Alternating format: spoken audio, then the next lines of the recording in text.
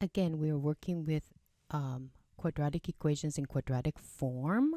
So these are equations that start out not looking like a quadratic equation, but we do a u substitution to make them look like quadratic equations and to help us solve the original equation. So if you see this problem, q minus 3 square root of q plus 2 equals 0, it is a there's three terms, right?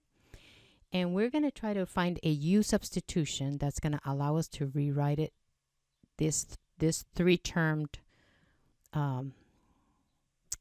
equation, so that it looks like this: au squared plus bu plus c equals 0, which is a quadratic equation in standard form. Okay, so as I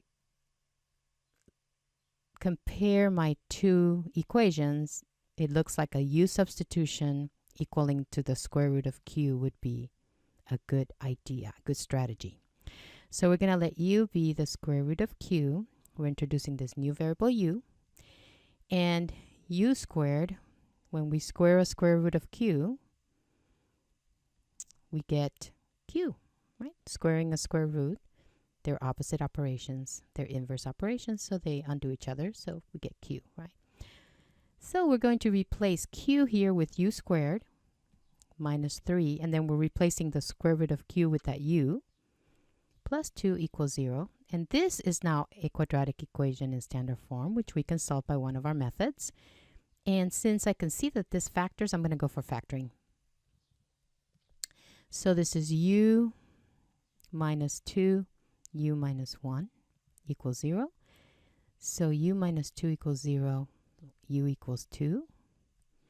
Or u minus 1 equals 0, so u equals 1. Now don't stop here, because what we've solved for so far is u, but the original problem was in q. So we need to solve for q. So remind ourselves that u was q, square root of q. So we're going to substitute square root of q equals 2 or square root of q equals 1. Now, to solve these radical equations, we're going to square both sides. So we're going to go ahead and square both sides.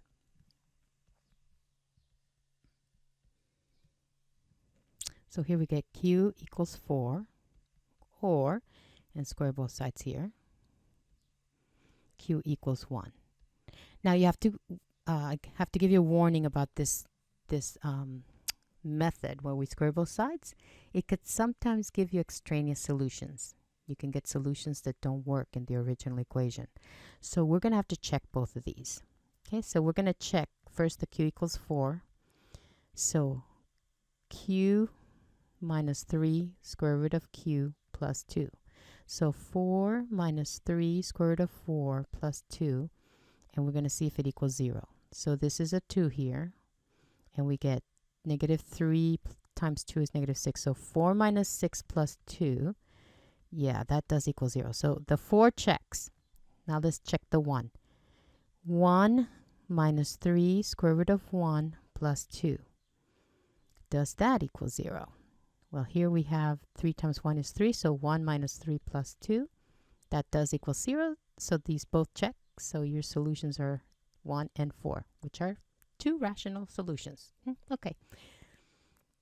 So number 4 is similar, isn't it? Same idea. Same idea. So we're once again going to let u represent the square root of x. And that means that u squared is the square root of x squared, which we know is x, which is exactly what we have here in the first term. So that's going to get replaced by u squared minus 8 times u plus 12 equals 0. And this factors as well, this quadratic. We have u minus 6, u minus 2. So u equals 6. I'm going to skip ahead because I know I'm setting this to 0, right? And this one to 0. Or u equals 2. Now don't stop here. Remember to go back and substitute in your square root of x. So square root of x equals 6, or square root of x equals 2. And now we're going to square both sides.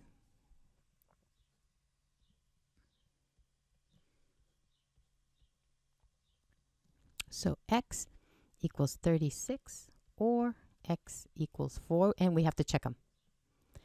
So check 36 minus 8 times the square root of 36 plus 12. So what do we have here? We have 6. So this is 36 minus 48 plus 12. That does equal 0, so that one works. And then 4 minus 8 times the square root of 4 plus 12. This is a 2, so 4 minus 16 plus 12. Yep, that equals 0, so that checks. So we have 4 and 36 as our two solutions.